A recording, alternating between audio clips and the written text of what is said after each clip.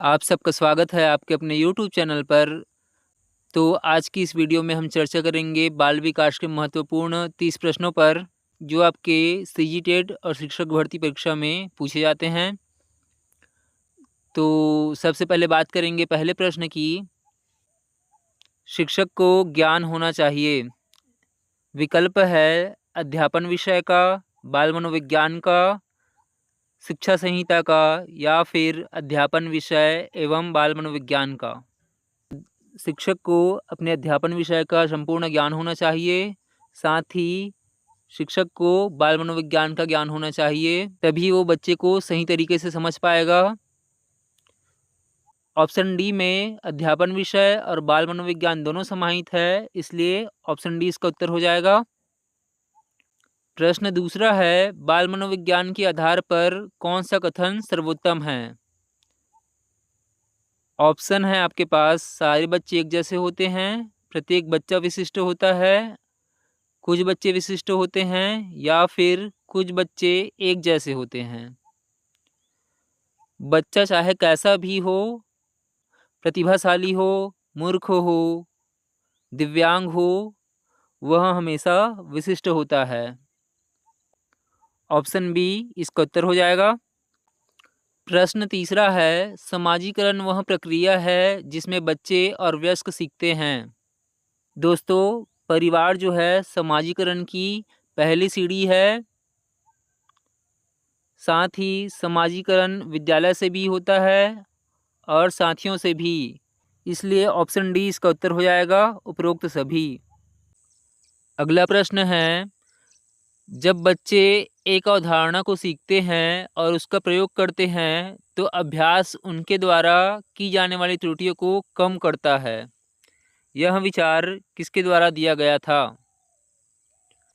सबसे पहले प्रश्न को समझने का प्रयास करते हैं। यहाँ पर ये बोला जा रहा है, लगातार अभ्यास करने से त्रुटियाँ जो है वो कम होती जाती है। तो यह विचार किसके द्वारा दिया गया था। विकल्प है थार्नडाइक, जीन प्याजे, वॉटसन या फिर वाइगोत्स्की। तो जैसा कि आप लोगों को पता होगा, थार्नडाइक ने प्रयास और त्रुटि का सिद्धांत दिया था, जिसके अंतर्गत ये बोला जाता है कि लगातार प्रयास करने से त्रुटियाँ जो है वो कम होती जाती है, इसलिए ऑप्शन ए इसका उत्तर हो जाएगा। अब बात करते हैं पांचवें प्रश्न की। आधुनिक मनोविज्ञान का अर्थ है। विकल्प है मन का अध्ययन, आत्मा का अध्ययन, शरीर का अध्ययन या फिर व्यवहार का अध्ययन। आधुनिक काल में मनोविज्ञान को व्यवहार का अध्ययन माना गया है। ऑप्शन डी इसका उत्तर हो जाएगा। साथ ही आधुनिक मनोविज्ञान के जनक विलियम जेम्स कहे जाते हैं, यह आपको याद रखना है। इसी क्रम में छठवां प्रश्न है, जड़ बुद्धि वाले बालक की बुद्धि लब्धि कितनी होती है। विकल्प है 110 से 120, 81 से 110, 71 से 80 या फिर 71 से कम। दोस्तों, जड़ बुद्धि वाले बालक की बुद्धि लब्धि 71 से भी कम होती है। ऑप्शन डी इसका उत्तर हो जाएगा। बात करते हैं सातवें प्रश्न की। शिक्षा मनोविज्ञान की उत्पत्ति का कौन सा वर्ष माना गया है। ऑप्शन है आपके पास 1947, 1920, 1940 या फिर 1900। दोस्तों, 1930 में भारत में मनोविज्ञान का आरंभ हुआ, लेकिन विदेशों में शिक्षा मनोविज्ञान का आरंभ सन 1900 में हुआ था। ऑप्शन डी इसका उत्तर हो जाएगा। खैर, बात करते हैं आठवें प्रश्न की। निम्न में से विकास की अवस्था है। ऑप्शन है आपके पास गुणात्मक, संख्यात्मक, निश्चित आयु तक चलने वाली क्रिया या फिर शारीरिक अंगों में परिवर्तन का सूचक। विकास जो है वो गुणात्मक प्रक्रिया है तथा वृद्धि जो है वो मात्रात्मक प्रक्रिया है। विकास की प्रत्येक अवस्था गुणात्मक होती है। ऑप्शन ए इसका उत्तर हो जाएगा। चलिए अब बात करते हैं 9वें प्रश्न की। नवजात शिशु का भार होता है। विकल्प है 6 पाउंड, 7 पाउंड, 8 पाउंड या फिर 9 पाउंड। तो नवजात शिशु का भार लगभग 7 पाउंड के आसपास होता है। बात करते हैं 10वें प्रश्न की। खेल के मैदान में कौन सा विकास होता है? विकल्प है शारीरिक विकास, मानसिक विकास, सामाजिक विकास या फिर उपरोक्त सभी। दोस्तों, खेल के मैदान की बात की जा रही है, तो खेल के मैदान में शारीरिक विकास, मानसिक विकास, सामाजिक विकास होता है, अतः उपरोक्त सभी इसका उत्तर हो जाएगा। चलिए अब 11वें प्रश्न पर चर्चा करते हैं। बालक में संस्कारों का प्रारंभ कहाँ से होता है? दोस्तों, बहुत सिंपल सा प्रश्न है। विकल्प है विद्यालय, परिवार, सिनेमाघर या फिर खेल का मैदान। स्वाभाविक सी बात है, बालक में संस्कारों की नींव परिवार के द्वारा रखी जाती है, परिवार के सदस्यों के द्वारा रखी जाती है। ऑप्शन बी इसका उत्तर हो जाएगा। प्रश्न 12वां है, 2 से 5 वर्ष की आयु क्या कहलाती है? विकल्प है शैशवावस्था, बाल्यावस्था। यहाँ पर ऑप्शन जो है वो डबल हो गया है, तो यहाँ पर हम ले लेते हैं प्रौढ़ावस्था या फिर किशोरावस्था। दोस्तों, 0 से 5 वर्ष की आयु या फिर 2 से 5 वर्ष की आयु शैशवावस्था कहलाएगी। ऑप्शन ए इसका उत्तर हो जाएगा। 13वां प्रश्न है, गर्भ में संतान सर्वाधिक प्रभावित होता है। विकल्प है माँ के पोषण से, माँ के टीवी देखने से, आस पड़ोस से, पूर्वजों से। दोस्तों, बालक जो है वो सभी से प्रभावित होता है, लेकिन यहाँ पर उपरोक्त सभी आपके विकल्प में नहीं हैं, अतः माँ के पोषण से बालक जो है वो सबसे ज़्यादा प्रभावित होगा।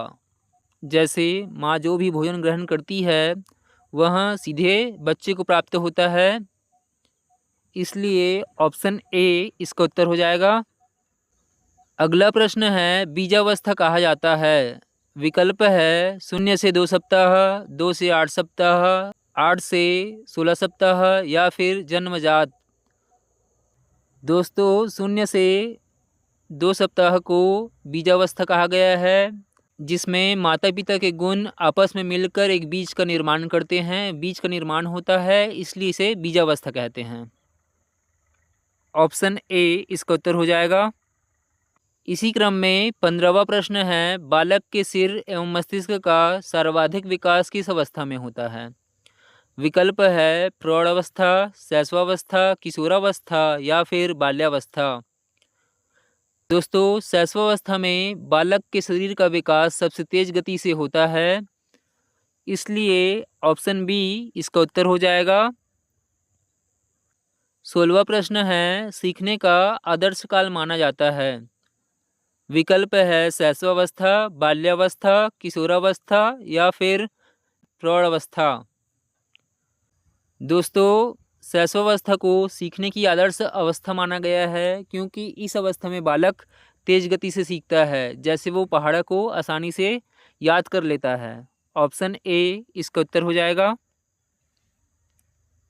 बात करें 17वें प्रश्न की, बालक जमीन पर से अपने पसंद की वस्तु उठा लेता है, आपके अनुसार उस बालक की आयु क्या होगी? विकल्प है 12 से 13 माह, 5 से 6 माह, 3 से 4 माह या फिर 8 से 9 माह। अगर बात करें पहले ऑप्शन की, तो 1 साल में तो बच्चा चलने लगता है, लेकिन उससे पूर्व ही बालक वस्तुओं को उठाना प्रारंभ कर देता है, इसलिए ऑप्शन डी 8 से 9 माह इसका उत्तर होगा। खैर, बात करते हैं 18वें प्रश्न की, विकास प्रारंभ होता है। विकल्प है गर्भावस्था, शैशवावस्था, किशोरावस्था या फिर बाल्यावस्था। दोस्तों, विकास जो है जन्म से पूर्व ही प्रारंभ हो जाती है, इसलिए गर्भावस्था इसका उत्तर होगा। Option A. प्रश्न 19वां है, सीखना है एक जटिल खालिस्तान। विकल्प है मानसिक प्रक्रिया, शारीरिक प्रक्रिया, सामाजिक प्रक्रिया या फिर नैतिक प्रक्रिया। दोस्तों, अधिगम को एक मानसिक प्रक्रिया माना गया है। बालक मस्तिष्क के माध्यम से ही सभी चीज़ें सीखता है। मस्तिष्क के अभाव में सीखना संभव नहीं है, इसलिए मानसिक प्रक्रिया इसका उत्तर हो जाएगा। खैर, बात करें 20वें प्रश्न की। बालक के भाषा विकास में मुख्य योगदान देने वाली संस्था है। ऑप्शन है आपके पास परिवार, विद्यालय, जनसंचार माध्यम या फिर पत्र पत्रिकाएं। दोस्तों, परिवेश का भाषा के विकास में महत्वपूर्ण योगदान होता है। बालक जिस क्षेत्र में रहता है उस प्रकार की बोली बोलता है। जैसे मान लेते हैं मैंने छत्तीसगढ़ी परिवार में जन्म लिया है और मैं छत्तीसगढ़ी बोली बोलता हूँ, तो परिवार जो है इसका उत्तर हो जाएगा। परिवार का भाषा के विकास में महत्वपूर्ण योगदान होता है। साथ ही परिवार जो है समाजीकरण की पहली सीढ़ी है। चलिए अब 21वें प्रश्न पर चर्चा करते हैं। निम्नलिखित में से कौन सी संज्ञानात्मक प्रक्रिया है? ऑप्शन है आपके पास खेलना, प्रतिवृत्ति क्रियाएं, चिंतन या फिर दौड़ना। तो चिंतन जो है संज्ञानात्मक प्रक्रिया है। बालक जो है वो दो प्रकार के चिंतन करता है, तार्किक चिंतन और अतार्किक चिंतन। ऑप्शन सी इसका उत्तर हो जाएगा। खैर, बात करते हैं 22वें प्रश्न की। निम्नलिखित में से कौन सा भाषा के विकास को प्रभावित नहीं करता? विकल्प है परिपक्वता, अभिप्रेरणा, स्वास्थ्य या फिर लंबाई या वजन। बालक की परिपक्वता भाषा के विकास को प्रभावित करती है।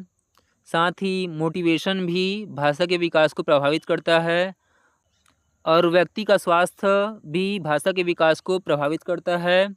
लेकिन लंबाई या फिर वजन का भाषा के विकास से कोई भी संबंध नहीं है, इसलिए ऑप्शन डी इसका उत्तर हो जाएगा।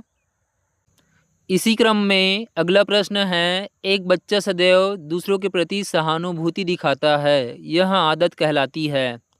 विकल्प है विचार संबंधी आदत, भावना संबंधी आदत, नाड़ी मंडल संबंधी आदत या फिर नैतिक आदत।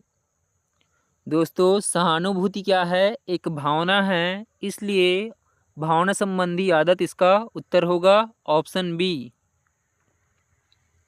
24वां प्रश्न है, बालक के निम्न में से कौन सा सामाजिक संपर्क का सबसे प्रारंभिक और सबसे अधिक चलने वाला स्रोत है? विकल्प है शिक्षक, परिवार, सहकर्मी या फिर मित्र। समाजीकरण का प्रारंभिक स्रोत बोला गया है, पहला स्रोत बोला गया है, इसलिए परिवार इसका उत्तर होगा, ऑप्शन बी। प्रश्न 25वां है, प्राक संक्रियात्मक अवस्था है। विकल्प है जन्म से 24 माह, 2 से 7 वर्ष, 7 से 11 वर्ष या फिर 11 वर्ष। दोस्तों, पूर्व संक्रियात्मक अवस्था की बात की जा रही है, इसलिए 2 से 7 वर्ष इसका उत्तर हो जाएगा तथा संवेदी पेशी अवस्था 0 से 2 वर्ष, मूर्त संक्रियात्मक अवस्था 7 से 11 वर्ष और औपचारिक संक्रियात्मक अवस्था 11 वर्ष से प्रारंभ होती है। चलिए 26वें प्रश्न पर बात करते हैं, किसे किशोर मनोविज्ञान का पिता कहा जाता है? विकल्प है स्टैनली हॉल, गैरिसन, गैजेल या फिर थार्नडाइक। किशोर मनोविज्ञान का पिता स्टैनली हॉल को कहा जाता है। इन्होंने ही कहा था कि किशोरावस्था तनाव और तूफान की अवस्था है, इसलिए ऑप्शन ए इसका उत्तर हो जाएगा। बात करते हैं 27वें प्रश्न की, बच्चे का किस प्रकार का विकास विद्यालय और शिक्षक के द्वारा प्रभावित होता है? ऑप्शन है आपके पास मानसिक विकास, सामाजिक विकास, संवेगात्मक विकास या फिर ये सभी। बालक का मानसिक विकास विद्यालय और शिक्षक के द्वारा प्रभावित होता है, यह ऑप्शन सही है। साथ ही ऑप्शन बी तथा ऑप्शन सी भी सही हैं। बालक का मानसिक, सामाजिक और संवेगात्मक विकास तीनों शिक्षक और विद्यालय के द्वारा प्रभावित होता है, इसलिए ऑप्शन डी इसका उत्तर हो जाएगा।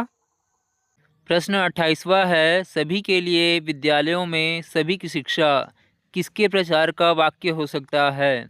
विकल्प है सशक्तशील शिक्षा, समावेशी शिक्षा, सहयोगात्मक शिक्षा या फिर पृथक शिक्षा। दोस्तों, सभी के लिए विद्यालयों में सभी की शिक्षा का मतलब होता है सामान्य, दिव्यांग और सभी प्रकार के बच्चों का एक ही विद्यालय में शिक्षा, अर्थात समावेशी शिक्षा की बात की जा रही है। अतः ऑप्शन बी इसका उत्तर हो जाएगा। प्रश्न 29वां है, एक बच्चा जो आंशिक रूप से देख सकता है, विकल्प है उसे शिक्षा नहीं देनी चाहिए क्योंकि वह उसके किसी काम के नहीं आएगी, या फिर उसे अलग संस्था में डालने की आवश्यकता है, तथा विशेष प्रावधान रखते हुए उसे नियमित विद्यालय में रखना चाहिए, या फिर बिना किसी विशेष प्रावधान के उसे नियमित विद्यालय में डालना चाहिए। उसे विशेष प्रावधान रखते हुए नियमित विद्यालय में डालना चाहिए। ऑप्शन सी इसका उत्तर हो जाएगा। चाहे बच्चा दिव्यांग क्यों न हो, उसे सामान्य बच्चों के साथ शिक्षा देनी है। अब चर्चा करते हैं 30वें प्रश्न पर। वंचित समूहों के विद्यार्थियों को सामान्य विद्यार्थियों के साथ साथ पढ़ाना चाहिए। यह शिक्षा क्या कहलाएगी? विकल्प है समावेशी शिक्षा, विशेष शिक्षा, एकीकृत शिक्षा या फिर अपवर्जक शिक्षा।